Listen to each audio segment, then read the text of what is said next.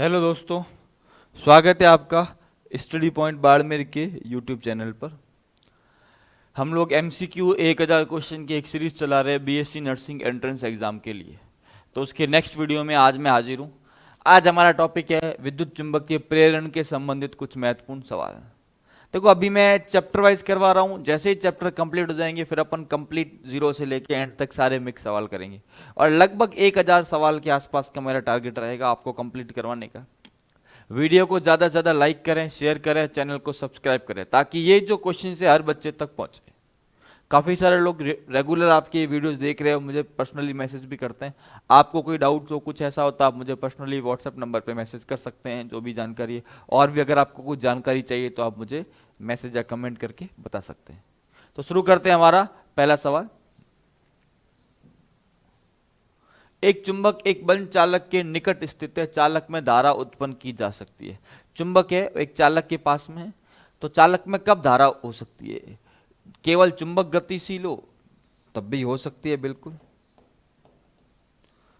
या केवल चालक गतिशील हो, चुंबक और चालक दोनों गतिशील हो, चालक और चुंबक के बीच आपेक्षिक गति हो। तो जो यहां पर सबसे करेक्ट आंसर है वो क्या है? चालक व चुंबक के बीच में कैसी गति होनी चाहिए? आपेक्षिक गति हो। आपेक्षिक गति का मतलब है दोनों के बीच की दूरी में बदलाव होना चाहिए। जब उनके बीच में आपेक्षिक गति होगी तभी फ्लक्स में क्या होगा? परिवर्तन होगा। और फ्लक्स में परिवर्तन होगा तभी क्या होगा? विद्युत वाहक बल क्या होगा? प्रेरित होगा। तो यहां पर ये आपेक्षिक गति का वर्ड आपको ध्यान रखना पड़ेगा। क्लियर है आपको? इस चैप्टर से मोस्टली थियोरेटिकल सवाल बनते हैं, एक दो न्यूमेरिकल भी है, उस पर भी चर्चा करेंगे।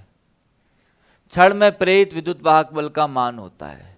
जब कोई छड़ गति करती है तो कितना विद्युत वाहक बल होता है?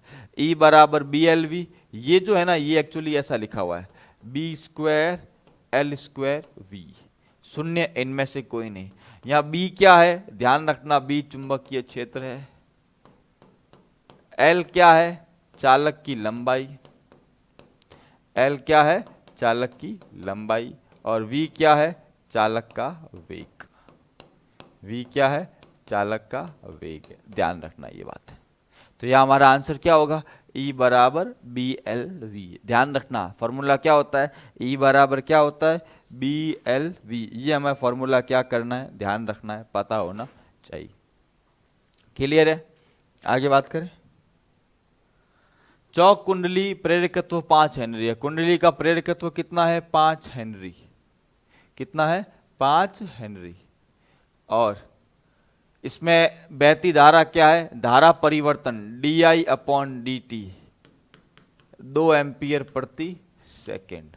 और एल कितना है? 5 हेनरी। प्रेरित विद्युत वाहक बल क्या होगा? एक फॉर्मूला हमने पढ़ा है, E बराबर minus L D I upon D T. L कितना है? 5 और D I upon D T, यहां देखो 2 प्रति सेकंड की दर से क्या हो रही है? बढ़ रही है। प्रेरित विद्युत वाहक बल का मान कितना होगा? तो धारा परिवर्तन कितना है? 2 एम्पियर प्रति सेकंड। तो क्या हो जाएगा? तो 5 इंटू बढ़ रही है, ठीक है, तो क्या हो जाएगा? -10 वोल्ट। तो हमारा आंसर क्या हो जाएगा? हमारा आंसर हो जाएगा -10 वोल्ट। ये अपने को क्या करना है, ध्यान रखना है, आइडिया होना चाहिए। ठीक है ना? नोट कर लो साथ में।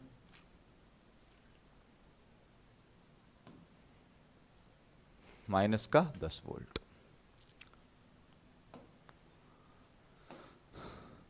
अन्योन्य प्रेरण का मात्रक। अन्योन्य प्रेरणों या स्वप्रेरणों मात्रक क्या होता है? हेनरी होता है। ओम किसका मात्रक है? प्रतिरोध का। टेस्ला किसका मात्रक है? चुंबकीय क्षेत्र प्रेरण का या चुंबकीय क्षेत्र की तीव्रता का। निम्न में से कौन सा नियम ऊर्जा संरक्षण की पालना करता है? फैराडे का विद्युत विच्छेदन एम्पियर का नियम नहीं है। लेंस का नियम, ध्यान रखना, ऊर्जा संरक्षण पर आधारित है। देखो, विद्युत चुंबकीय प्रेरण का सिद्धांत किसने दिया? फैराडे ने। और उस सिद्धांत में आगे जाके उसको एक माइनस चिन्ह, ऋणात्मक चिन्ह देता है ऊर्जा संरक्षण के लिए। वो श्रेय किसको जाता है? लेंज को जाता है। तो ध्यान रखना, लेंज का नियम कहता है कि उत्पन्न ऊर्जा या विद्युत धारा या विद्युत वोल्टता उन्हीं कारणों का विरोध करती है जिसके कारण इसकी उत्पत्ति हुई है। तो यहां पर उसके कारण एक ऋणात्मक चिन्ह आ जाता है।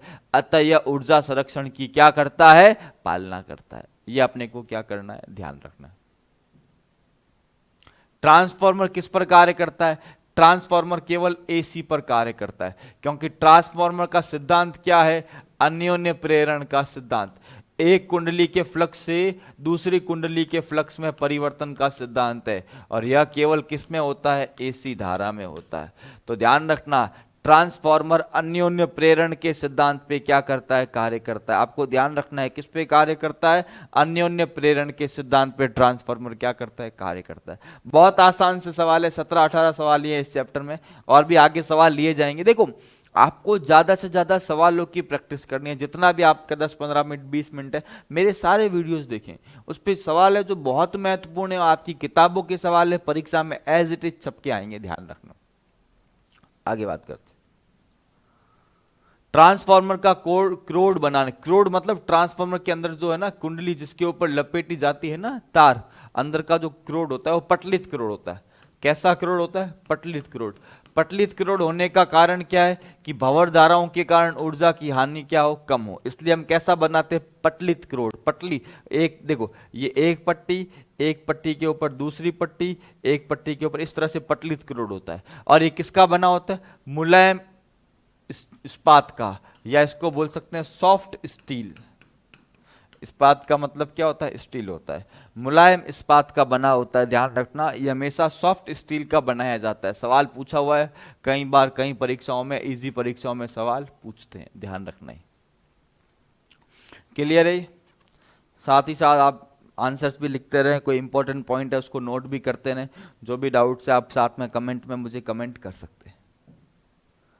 किसी ऊंचाई ट्रांसफार्मर के लिए प्राइमरी और सेकेंडरी में N1 N2 फेरे हैं। लपेट मतलब फेरे हैं, लपेटे हैं। तब अब देखो स्टेप अप है। स्टेप अप मतलब ये वोल्टेज क्या करेगा? बढ़ाएगा, ऊंचाई। और एक होता है अपचाई, स्टेप डाउन। तो यहां हमेशा ध्यान रखना, N1 से ज्यादा फेरे किस में होंगे? N2 में। किस में होंगे? N2 में। तो आंसर क्या होगा? N2 ग्रेटर देन N1, क्योंकि वो क्या कर रहा है? विद्युत वोल्टता को बढ़ा रहा है। इसका मतलब सेकेंडरी कॉइल में फेरों की संख्या क्या होगी? ज्यादा होगी। किससे? प्राइमरी कॉइल से। सेकेंडरी कॉइल में कितने फेरे? N2। प्राइमरी कॉइल में कितने? N1। तो N2 N1 से हमेशा क्या होगा? ज्यादा होगा। हमेशा ये बात क्या करनी है, ध्यान रख। किसी परिपथ में 0.1 सेकंड में 5 एम्पीयर से शून्य तक धारा गिरती है। यदि विद्युत वाहक बल 200 वोल्ट है तो परिपथ का स्वप्रेरकत्व क्या होगा? देखो, बोला क्या है सवाल में, हम बात करते हैं। हमें एल निकालना है, ठीक है। ई कितना दिया हुआ है? 200 वोल्ट। ई कितना है? 200 वोल्ट। और डी आई कितना दिया हुआ है? धारा में परिवर्तन 5 एम्पियर से शून्य, तो क्या लिखेंगे हम लोग? शून्य -5 एम्पियर। और समय कितना लग रहा है? 0.1 सेकेंड। तो क्या होता है? E बराबर -L di/dt। कितना है? 200 बराबर L इंटू क्या होगा? माइनस का 5/0.1। ये क्या हो जाएगा? 50 हो जाएगा। तो L बराबर माइनस माइनस, ये माइनस एक आता है, माइनस माइनस क्या होगा? प्लस। 200 बटा क्या होगा? 50 बराबर क्या आ जाएगा? 4 हेनरी। तो हमारा L का मान कितना आ जाएगा? 4 हेनरी आ जाएगा। यहीं पे ज्यादातर सवाल इसी से बन जाते हैं। तो L बराबर क्या आ जाएगा? 4 हेनरी। क्लियर है आपको? ये ध्यान रखना, ये इसका सॉल्यूशन है। इसका भी आप स्क्रीनशॉट ले सकते हैं आराम से, कोई दिक्कत वाली बात नहीं है।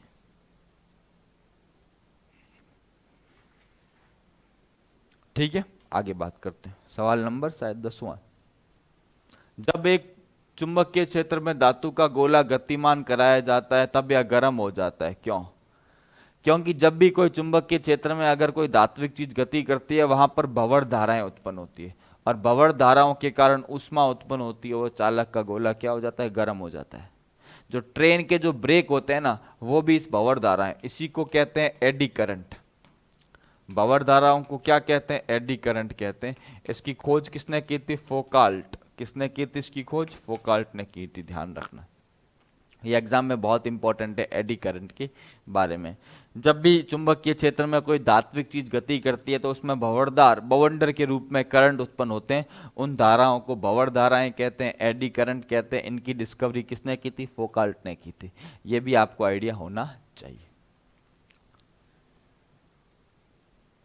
डी ये क्षेत्र पर डाला गया लंब चुंबकीय क्षेत्र बी, ये चुंबकीय क्षेत्र क्या है? बी ए के साथ थीटा कोण बनाता है, तब डी ए क्षेत्र पर चुंबकीय फ्लक्स कितना होगा?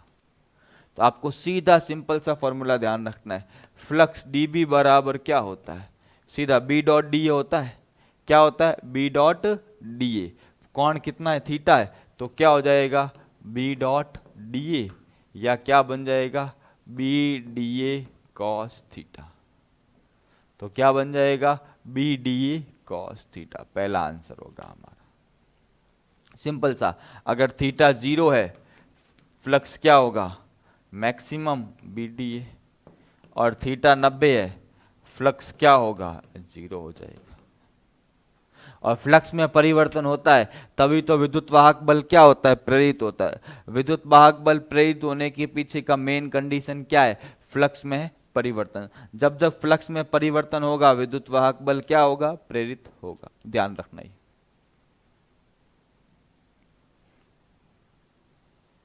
चुंबकीय फ्लक्स का एसआई मात्रक क्या है? ध्यान रखना, वेबर है। क्या है? वेबर है। और चुंबकीय क्षेत्र की तीव्रता क्या क्या है? टेस्ला है। क्या है? टेस्ला है।